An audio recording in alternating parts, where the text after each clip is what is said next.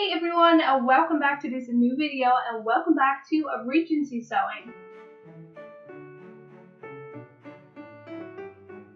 As some of you may have noticed on my Instagram, I posted a pregnancy announcement.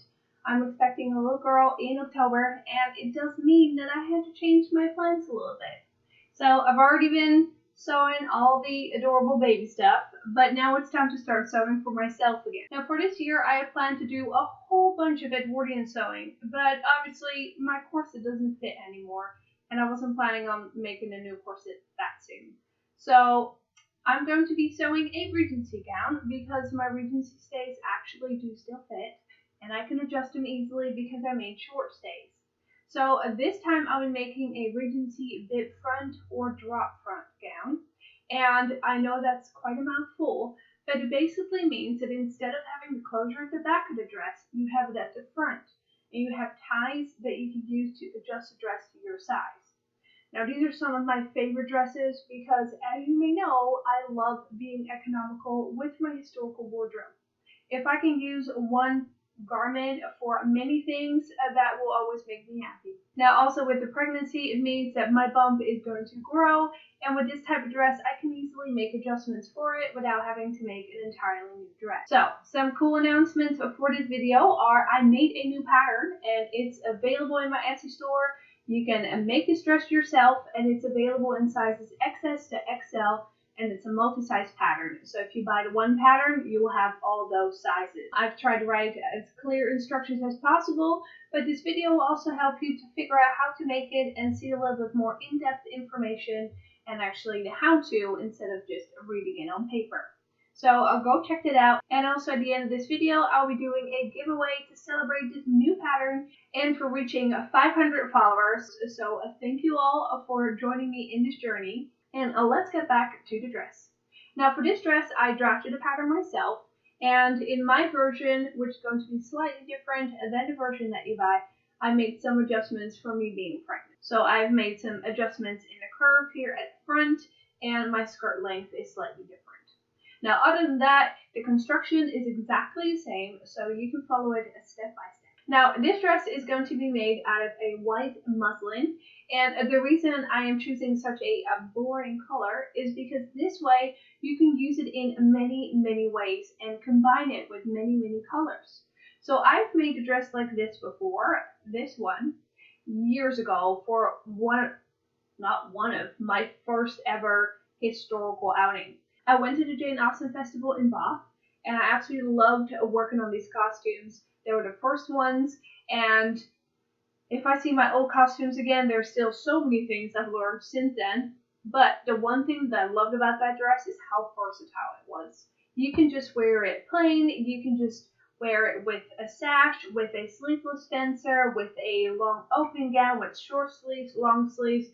There are so many combinations that you can make with this. So that's why this is a perfect staple to have in your Regency wardrobe, especially when you're starting out. Obviously, you can also use different colors, lighter colors, darker colors. Just pick a color palette that works well with other stuff you have, and that way you don't need as much to get started. Now, obviously, I've already made the Regency stays, so I have a good base going on. I also have my old petticoat that I also made way back. It's framed so bad on the inside. I made this, it was a rush one, and I can tell. So I'll have to make a new one at some point, but it's perfectly serviceable for this moment. And for my chemise, I'm just going to be using my Victorian chemise again, because yes, I still haven't made a new chemise. I will do it at some point, I promise. Now, I'm actually really excited to get started, so I'm going to start cutting out my fabric and then show you how to sew this dress.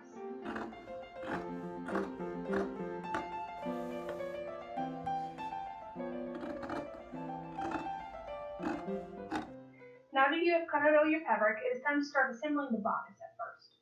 So for this, we're going to sew the bodice lining and the bodice of the fabric. In my case, both are in the same fabric. We're going to sew these together, press them, and then we're ready for the next step. So let's do that first. This project I'm going to be doing on my trusted puff, and the reason for that is because I'm doing a whole bunch of gathering in between. This way I don't have to constantly switch between machines, and this one is just really nice and fast.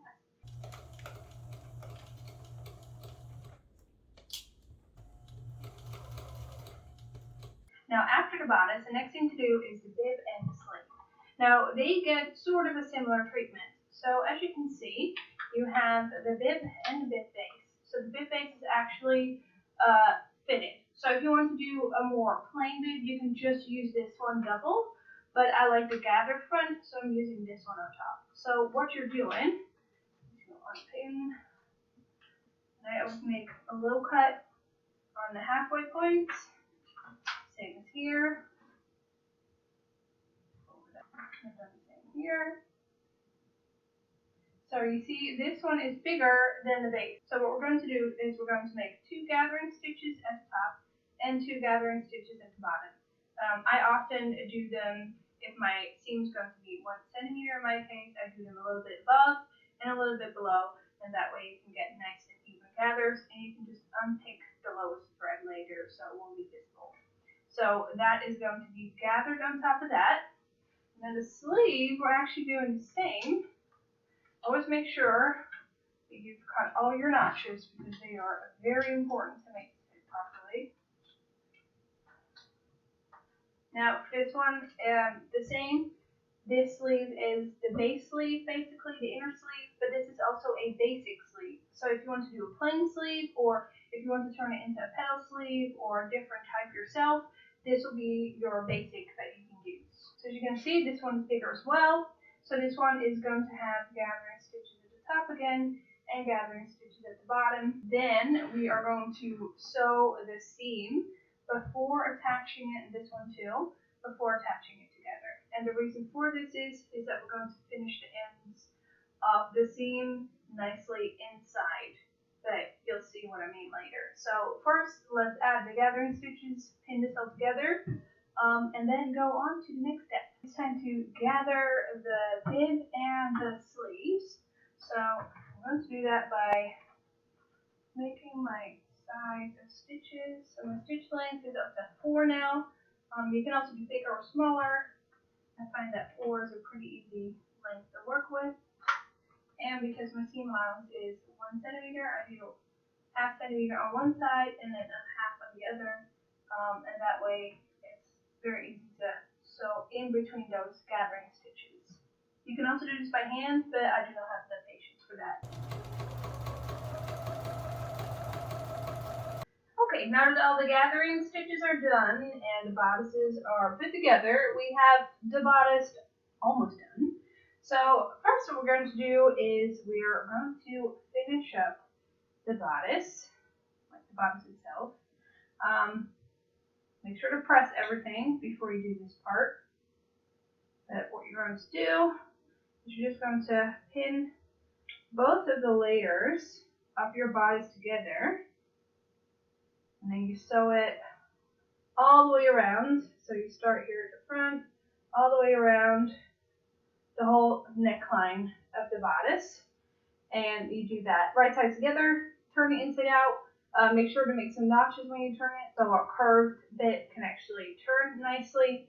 And then press the edges again, and then this piece is done. And as you can see, this is going to be the sleeve edge, and this needs to be gathered in until it fits on here, and then sewn around the edges, and then turn inside out again, and that way you get a pretty sleeve. So these are the parts that still need to be done, and then the bib front is the same. It's going to be gathered on top of this part. So I'm going to be pressing all these pieces and preparing them and basting them, and then we are actually ready to assemble the bodice. So as you can see, this project isn't too difficult. It's actually something you can make in a couple of days, if not a day, if you really get to it. So yes, it's quite a nice project to work on because I like projects that don't take forever. So I'm going to get started on this, and soon you'll see all my pieces ready to be assembled.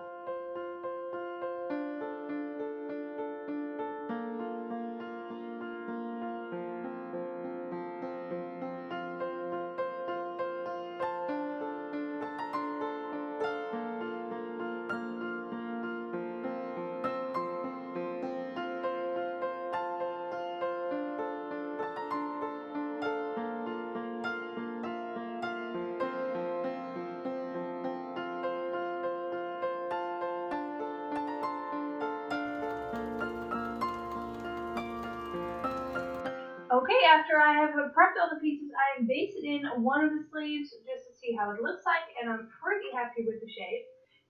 This sleeve still needs to be put in. And as you can see, it's like a nice and poofy sleeve. You can easily make it even poofier by giving more space in the gathered top sleeve, but for now I'm pretty happy with it. I have made the opening of the sleeve a little bit larger than I usually do, just because in the past I've made sleeves that were too tight and super uncomfortable when I was wearing them for a festival, so I wanted to give myself plenty of space to move around. But you can always make it a little bit more narrow or just gather it in even further. Yeah, I'm pretty happy with how it's starting to look, and I put it on the mannequin so you can actually see how it is starting to look. So the back looks like this, and I'm going to be finishing these edges when the skirt's attached with some bias tape, so I won't have any raw edges when I'm done. And this gathering stitch I'll also unpick so it's nice and neat. So I can sew in the sleeves, finish this bit, and then we can actually get started on the skirt. Now let me put this away. The skirt is actually quite easy. I have cut it out. As you see, we're almost done. So I have the front piece, cut double, like a bit, and this is going to be like here. And then the back piece is going to be gathered in quite a lot. I've made notches in the pattern so you know where the side seam is. Over here. Yeah. So the notches are where it is supposed to be attached to the side seam of the bodice. So this all needs to be gathered in the back. So most of the gathering is going to be at the back of the dress. And then we're going to sew the side seams, but we're going to leave some of it open because you need to be able to actually get into the dress. Now, I would suggest doing it a little bit below the hip because that's often the widest part, but you want to be able to just put it on very easily. So let's get started on finishing this up, and then I'll show you how the skirt looks like when it's all put together, and then it's time for the ties. And after you finished everything properly, put some hooks here, we're already done. So I'm very excited to be able to put this on today. So yes, let's get started and let's get this dress finished.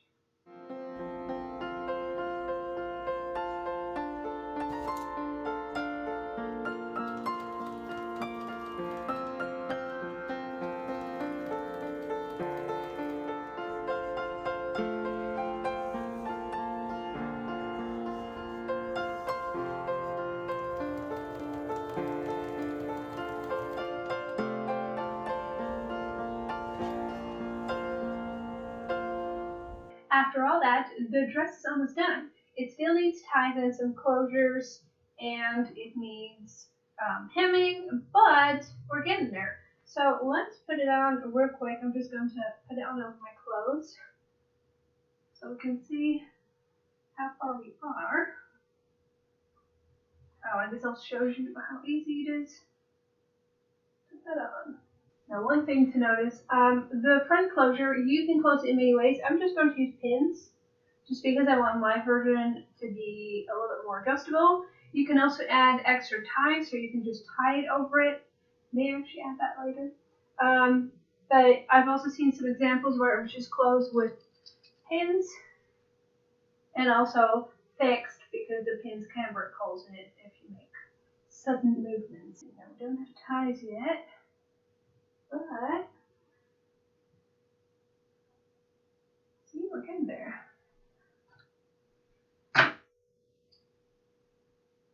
And also, this is going to fit so much better when I have my actual proper undergarments on. Okay, so this is going to go to the back. So we're going to add ties to both of these ends.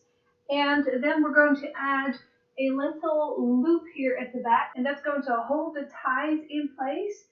Then you can tie them back to the front so we have no strings hanging anywhere, and then the bib goes up so it's all nicely hidden. Now the bib, I have just pinned in place. There are also a few ways that you can attach these, so do whichever one you think is pretty for you. I've made them with a little hook and a handmade eyelet in the past. You can also just pin them in place, or you can add a nice button. So there are a few ways that you can finish your dress from here on. Now all of my seams are finished with some bias tape, like this.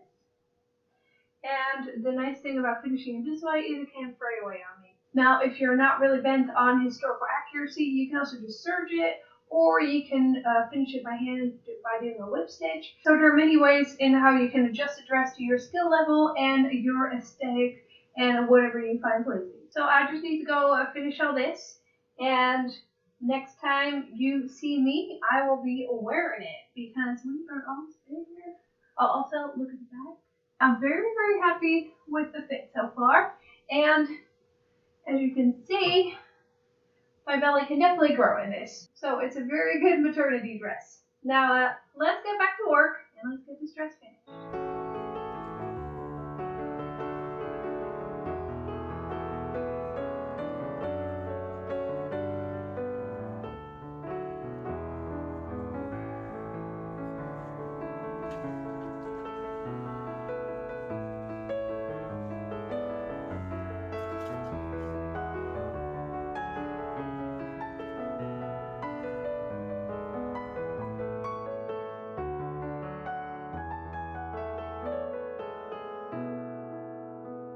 After 3 days of hard work, the dress is finally done, and I am really happy with how it turned out. The fit is really nice. I did make some small adjustments when I was trying it on, but don't worry, I've adjusted everything that I found whilst making this dress into the pattern, so the pattern is a new and updated version from what I've made. Now this dress really isn't difficult to make, and it is a great project that you can just do within a few days, or within a day if you can sew even faster than I can. But it's a great garment to have in your collection when you're starting out as a costumer and you want to build up a wardrobe, because this dress is so versatile. I can add a Spencer jacket, I can add an overgown, I've added a cute little ribbon today, and I can change out colors for that too. So there are so many opportunities for this. And even when you turn it into a different fabric, for instance, make it out of a silk or silk type fabric, or something a little bit more flowy, the same pattern can look like 5 completely different dresses. So that's why I think it's a great pattern to make when you're into Regency sewing. And also just, to sip tea and watch Bridgerton, enjoy your day. Now, the dress itself really isn't difficult, so I think you should just go give it a try. And talking about that, here is the great giveaway that I promised. And let me explain a little bit about what you need to do in order to win one of my patterns. Now, I have an Etsy shop, and in that shop I sell several historical patterns and also some patterns of my own design. So I really enjoy sharing all of these with you, and because I've reached 500 followers, I wanted to do a little giveaway. Now, in order to win one of these patterns, you just need to give a thumbs up to this video, make sure you're subscribed to my channel, and comment down below which pattern you would like to win. I will include a link to my Etsy shop down below so you can have a look and see which one you like best. And who knows, you might be the winner of one of my patterns. Now, I am super grateful for each and every one that watched my videos. I am super excited to be back into Regency sewing. I kind of missed it. Regency is actually the era I started out with years ago. Like, look at me being all adorable here at one of my festivals. But I'm very excited to be back and to make all the new things, because all of my old stuff does not fit anymore. So I have plenty of sewing projects in the future. But for now, I'm just going to lounge around the house in my new Regency gown. And yeah, I'm looking forward to seeing you all in my next video. So let's go.